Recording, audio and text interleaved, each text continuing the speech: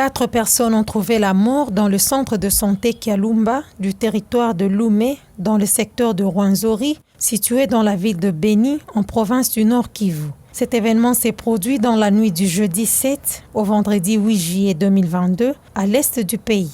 De sources sûres sur place, ces personnes ont été calcinées dans un incendie occasionné par les rebelles ADF. Le centre de santé de Loumé se trouve à 40 km de la ville de Béni, dans la route allant vers Kassindi, dans l'Ouganda. En fait, apparemment, les faits qui sont passés, je pense, hier à minuit, là où les assaillants sont venus attaquer le centre de santé. Il y a eu 2 morts parmi les personnels de santé. Il y a eu 2 infirmières qui étaient tuées, je pense, avec un garde malade. Et il y a plus d'une dizaine de personnes qui ont été kidnappées et emmenées dans la forêt. Ils ont après incendié et détruit tout le matériel médical qu'il y avait au niveau du centre. Et les autorités sont en train de chercher comment retrouver les personnes disparues et les personnes qui ont été enlevées dans la forêt. Interrogé à ce sujet, le maire militaire de la ville de Béni, le colonel Narcisse Mouteba, a dit ne pas avoir des précisions. Écoutez madame, moi je suis dans la ville et ça s'est passé au territoire. Il y a l'administrateur du territoire. C'est lui qui connaît beaucoup plus les détails. Et vous personnellement, en tant que maire, vous avez un avis à émettre? Non, il faut appeler peut-être l'administrateur du territoire. Il connaît ce qui se passe là-bas. Il peut avoir beaucoup plus de détails. Le territoire et la ville, c'est 2 entités différentes et très éloignées.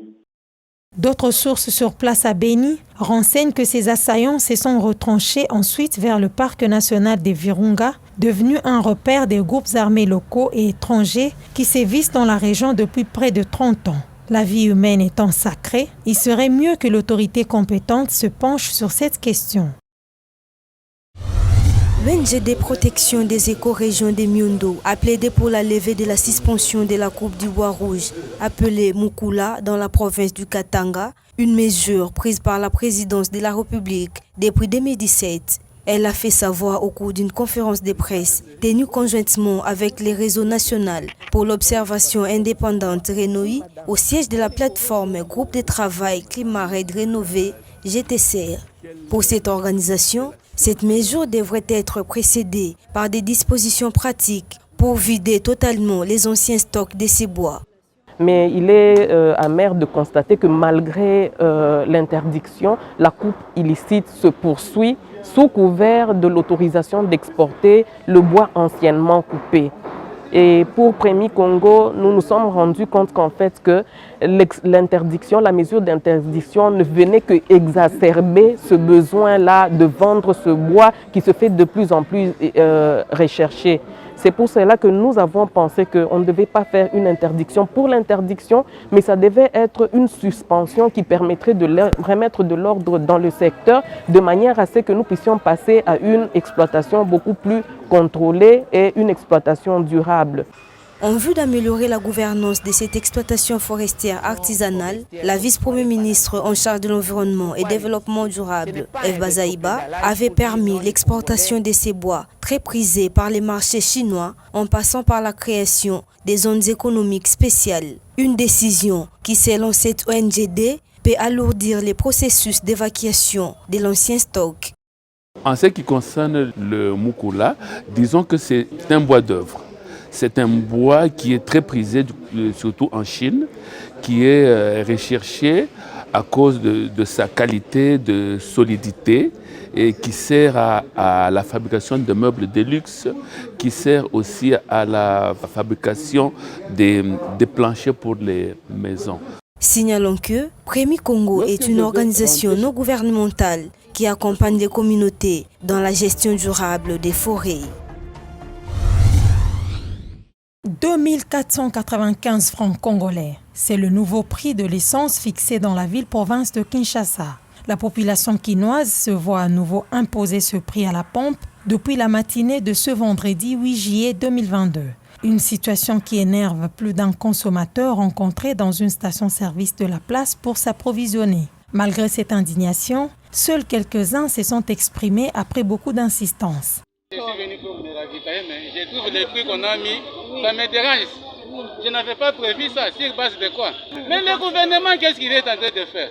Ce sont les gens qui vont intervenir. Justement les matins comme ça, hausse des prix, sans problème, sans toutefois même se gêner. J'en ai mal. Qu'on trouve une solution, sinon ça va barder. On trouve une solution vraiment. Trop c'est trop, trop c'est trop. Nous sommes dans le contexte de la crise, surtout avec la guerre en Ukraine. Parce qu'ailleurs dans d'autres pays c'est des dollars. Mais ici, c'est vrai, il faudrait qu'on puisse bien avant informer les consommateurs par respect nos consommateurs. Bon, je ne sais pas si ça a été informé. Bon, je pense que c'est vrai que ça bouleverse un peu le calcul. Qu'est-ce qu'on va faire? Un gérant d'une station-service avoue sous anonymat avoir été surpris d'apprendre par ses supérieurs qu'il devrait vendre l'essence à 2495 francs congolais dès ce vendredi matin. Moi-même, j'ai été surpris.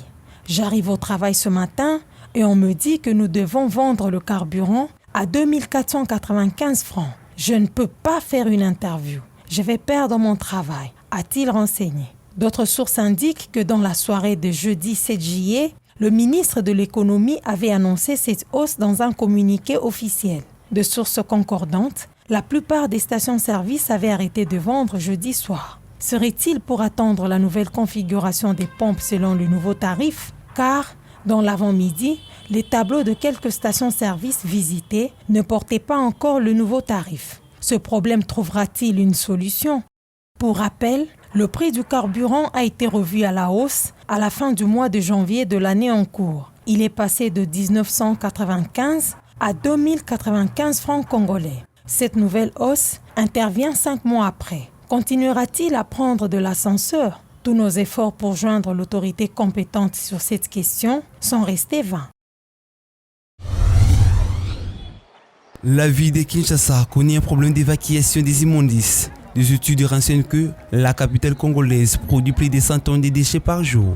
Ces polluants de l'environnement, en caractère chimique, biologique et physique, sont enregistrés aussi par les déchets plastiques. Pour remédier à tous ces défis, un jeune environnementaliste de l'association des anciens étudiants du département de l'environnement à l'université de Kinshasa, dénommé Éco-conception et innovation par l'environnement ESI, a apporté une innovation sur une poubelle appelée Poubob, une marque de poubelles fabriquée par les bouteilles en plastique et les briques autobloquantes utilisables en construction, sans mortier automatique.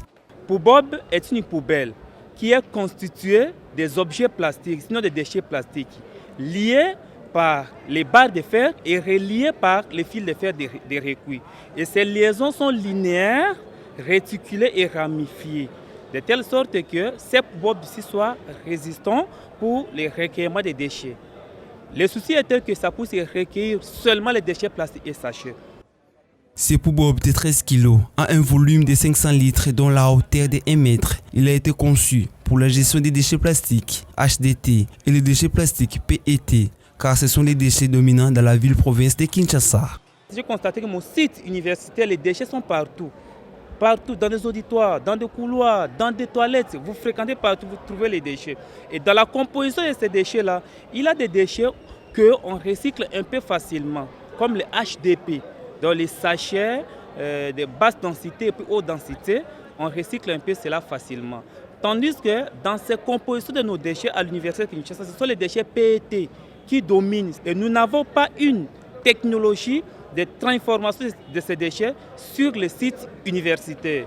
C'est ainsi que j'ai poussé un peu l'idée plus loin. Je me suis dit non, je peux quand même, à partir de mon mémoire, je peux quand même fabriquer quelque chose pour que ça puisse constituer un récipient de recueillement des déchets. Signalons que ces jeunes environnementalistes, par manque d'emploi, donnent l'essentiel de leur temps à la fabrication de ces poubelles. Une initiative visible sur le site universitaire. Il y revient aux autorités tant académiques qu'urbaines de soutenir ces initiatives pour aider la ville de Kinshasa à faire face à la pollution plastique. Tamo Bateli, cette entreprise écologique basée sur des objectifs de la créativité, l'imagination, l'excellence, produit des emballages en papier biodégradable à base de déchets agricoles forestiers. En croit son directeur, cette idée éco-responsable est une participation à la lutte contre la pollution de l'environnement par le déchet plastique. Alors nous sommes partis d'une constatation. En 2017, il y eut le décret portant sur l'interdiction de l'utilisation des emballages en plastique en RDC. Bien que ce décret était salutaire, mais ce décret avait engendré un autre type de problème. Des problèmes d'ordre purement sociétal et économique. Simplement, c'est parce qu'il y avait pénurie d'emballages, il n'y avait pas d'alternative. Et nous partons de cette constatation, comme le disait John Kennedy, ne vous demandez pas ce que votre pays peut faire pour vous, mais demandez-vous plutôt ce que vous pouvez faire pour votre pays. Et nous nous sommes dit que nous, en tant que jeunes Congolais, nous devons proposer une solution alternative. D'où nous avons mis en place cette entreprise de production des emballages en papier biodégradable. Ces papiers hydrophobes peuvent supporter tout ce qui est humide et mouillé. Ces emballages très résistants peuvent transporter des poids énormes allant jusqu'à 30 kg. Ces jeunes entrepreneurs engagés dans la protection de l'environnement produisent de 100 à 500 pièces d'emballage par jour sous plusieurs formes selon le besoin du client. On a des types de papier que nous sommes en train de développer. On a amélioré leurs molécules afin qu'ils puissent devenir imperméables à l'eau. Oui, nous avons des emballages à vin, des emballages pour marché, pour course, des emballages pour habits, des emballages en agroalimentaire, des emballages pour empaqueter tout ce qui est produit agroalimentaire. Évidemment, comme disais-je tantôt, c'est une alternative aux emballages plastiques. Donc, nous sommes axés sur l'aspect biodégradable pour pallier à cette pollution. Donc, ces emballages participent d'une manière ou d'une autre à la réduction de la pollution. Jacques Gondi, transformateur de produits agricoles et client à cette entreprise, témoigne sa satisfaction. Selon lui, ces emballages répondent aux normes environnementales. J'ai beaucoup aimé, surtout que ce sont des emballages qui sont de plus en plus biodégradables, c'est-à-dire après avoir utilisé ça, ça peut facilement se dégrader. Ce n'est pas comme les autres emballages que les gens utilisent qui polluent de plus en plus l'environnement. Mais ça ne pollue pas. J'ai beaucoup aimé. Je crois que de temps en temps, on va sceller ces contrats de partenariat avec cette société, de sorte que de temps, nous puissions toujours passer la commande de ces emballages. Signalons que Ishangolo Kassamobateli a participé à plusieurs concours entrepreneuriaux tels qu'Orange Commerce, TEF-E, COPA, Kin Startup et Kin Innovation et a remporté plusieurs prix.